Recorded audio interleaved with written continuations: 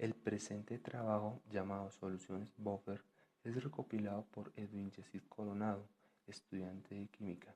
La recopilación de los artículos que se van a tratar tienen en común diferentes parámetros, entre los cuales se encuentran el pH y la importancia de las soluciones buffer en el organismo, por lo cual intervienen en funciones vitales para todo ser viviente. Por tal razón, comenzaremos con el primer artículo titulado Capacidad buffer de la saliva en presencia de bebidas energéticas comercializadas en Chile, estudio in vitro, redactado por Sánchez Jenny, Ursúa Iván, Faleiros Simón, Lira Juan, Rodríguez Gonzalo y Cabello de Rodrigo. El diseño experimental fue in vitro para la realización de este estudio fueron seleccionadas bebidas energéticas, un total de 13, disponibles en más de un establecimiento de consumo masivo y con red de distribución a nivel nacional, supermercados, estaciones de servicio y pequeños establecimientos. Fue considerada como bebida energética aquella que tuviera ingredientes estimulantes como cafeína, taurina, ginseng y guaraná.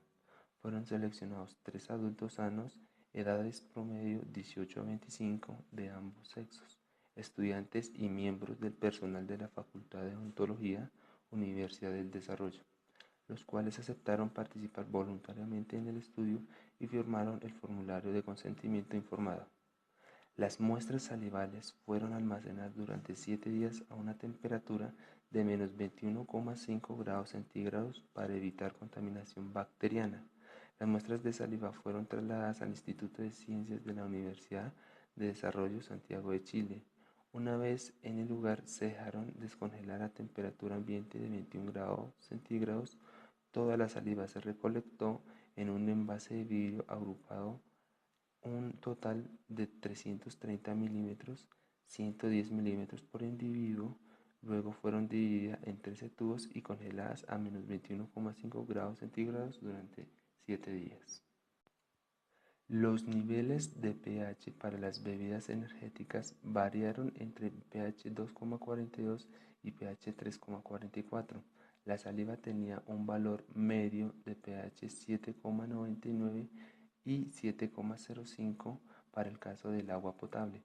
La bebida energética que logró un pH mayor en el nivel de pH fue el Speed, alcanzando un valor de pH 4,38, mientras que la bebida energética de un pH mínimo fue Kit Energy, que solo alcanzó un pH de 3,37. Por lo tanto, la capacidad de amortiguación de la saliva logró aumentar el nivel de pH de las bebidas energéticas alcanzadas en este estudio entre un 17 y 54%. Sin embargo, la salida no pudo neutralizar más allá de 4,38. Los bajos niveles de pH sugieren que estas bebidas son críticas para la estructura dental. El siguiente artículo tiene por nombre el efecto de la solución buffer en la absorción de proteínas y lubricación, elaborado por Parker María, Mian Connor, Can Philippa y Von Janet. Los tampones in vitro se usan con frecuencia para formular fluidos sinoviales. Es una suspensión acuosa compleja que contiene numerosas proteínas, proteoglicanos, lípidos y ácido hialurónico. Modelo para investigar el papel de los constituyentes individuales en la lubricación de la articulación sinovial. Este trabajo examina cómo la elección del buffer afecta la formación de la película de proteína en condiciones estáticas y en movimiento. El pH de la solución domina tanto la cinética de absorción de proteínas como la formación de compuestos en condiciones estáticas y en movimiento respectivamente. En condiciones estáticas, las películas de proteínas absorbidas en equilibrio de todos los tampones ensayados tienen propiedades similares, aunque se observan 3 modos distintos de absorción regidos por el pH del tampón. Las proteínas como el constituyente principal del líquido sinovial y suero bovino de ternera comúnmente se consideran moléculas que pueden mejorar la lubricación de las articulaciones. Como los tampones varían de acuerdo a su pH y fuerza iónica, La elección del tampón tendrá un impacto en la absorción de proteínas a las superficies de prueba, incluida la velocidad de absorción, las cantidades totales absorbidas, la reversibilidad de la absorción y las propiedades de una capa absorbida. Por ello se eligió la albúmina, ya que es la proteína predominante en el líquido sinovial, por lo cual la absorción estática y las características tribológicas de la albúmina se han estudiado ampliamente. El tampón que tuvo el efecto dominante sobre la absorción estática fue el pH. Las capas de proteína absorbidas a pH más bajo fueron inicialmente rígidas y relajadas con el tiempo para formar capas viscoelásticas, mientras que las absorbidas a pH más alto mostraron una viscoelasticidad sustancial en la absorción inicial. A un pH más bajo, la velocidad de absorción también se incrementó. Los resultados del espesor de la película muestran que en un contacto rodante se formaron películas de proteína más gruesas que en condiciones estáticas en tampones con un pH de 7,4 o inferior. Estas películas más gruesas no son uniformes y están compuestas de depósitos de proteínas gruesas e irregulares.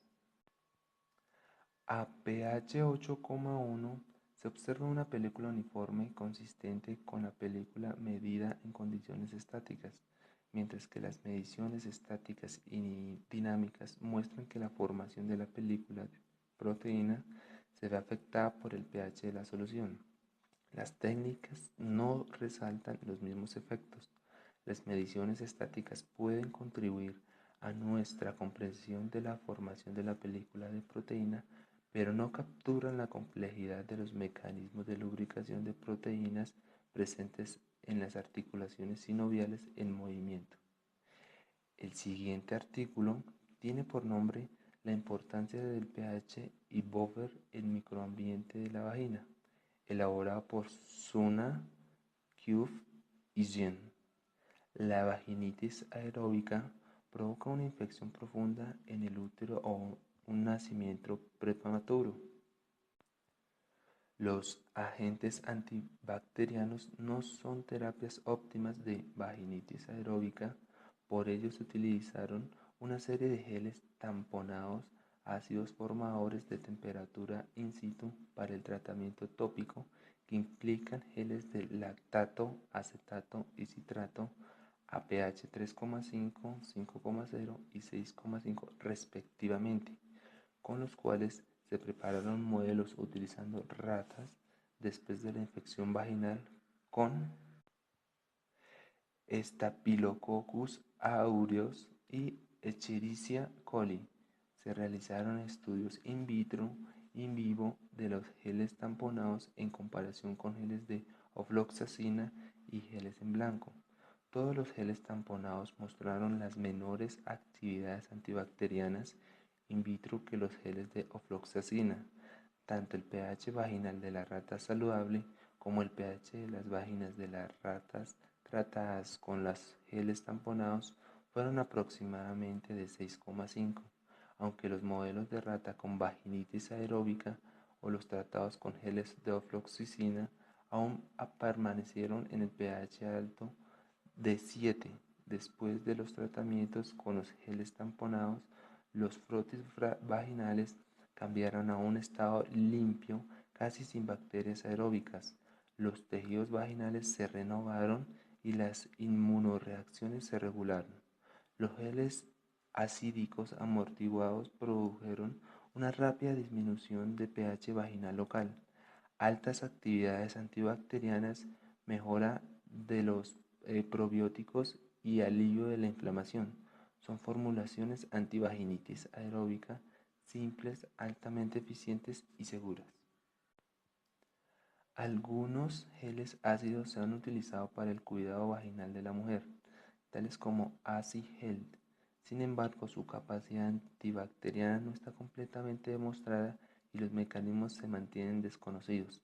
Por ello se prepararon geles formadores de temperatura in situ, que son fluidos a temperatura ambiente y que se extienden por toda la vagina de forma rápida y homogénea después de simplemente presionar.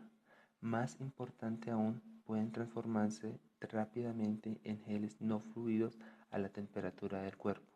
El pH vaginal de las ratas con vaginitis aeróbica alcanzó rápidamente un rango de pH neutro, es decir, aproximadamente pH 7, después de la infección local y el crecimiento de las bacterias aeróbicas, es decir,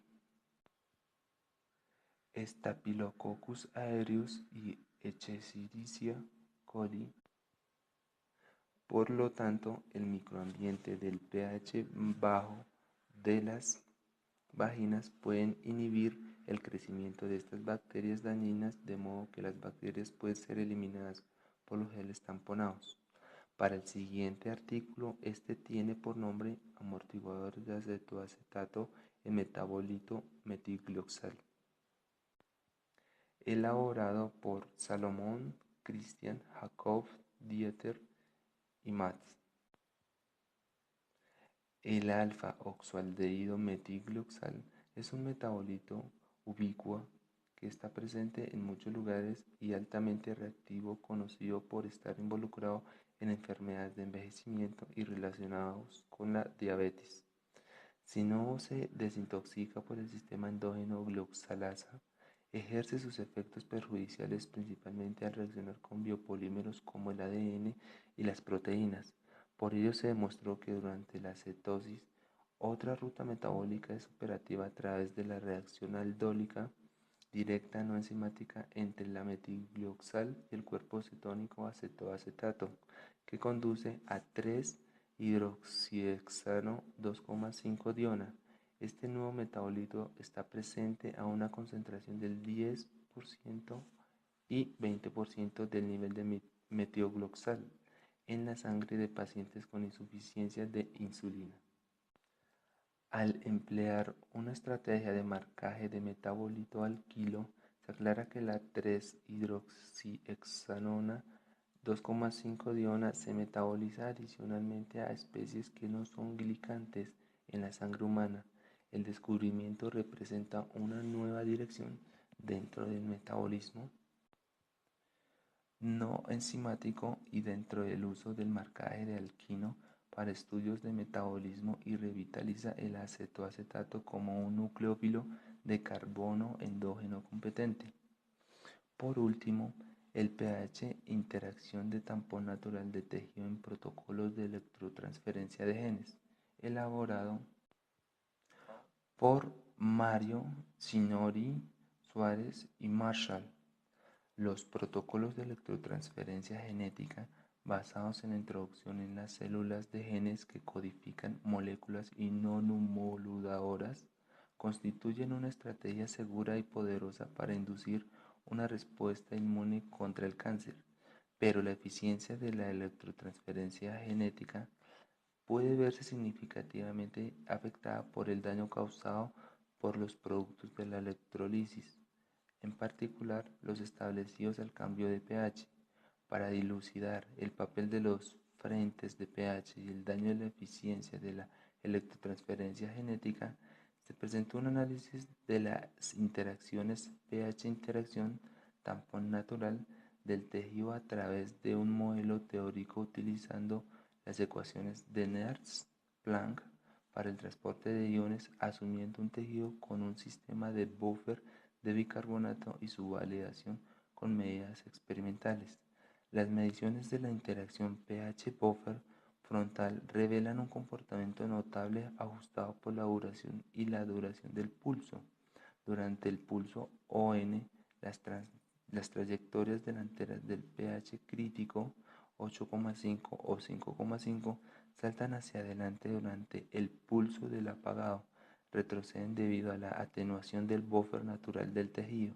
La teoría muestra que están íntimamente relacionadas con el modo de transporte iónico.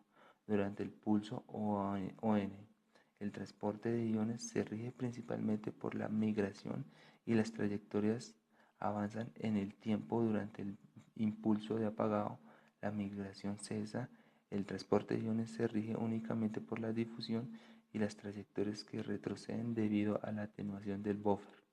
Los experimentos y las teorías muestran que independientemente de la presencia de atenuación del buffer, los frentes de pH permanecen durante varios minutos en un estado no fisiológico después del tratamiento.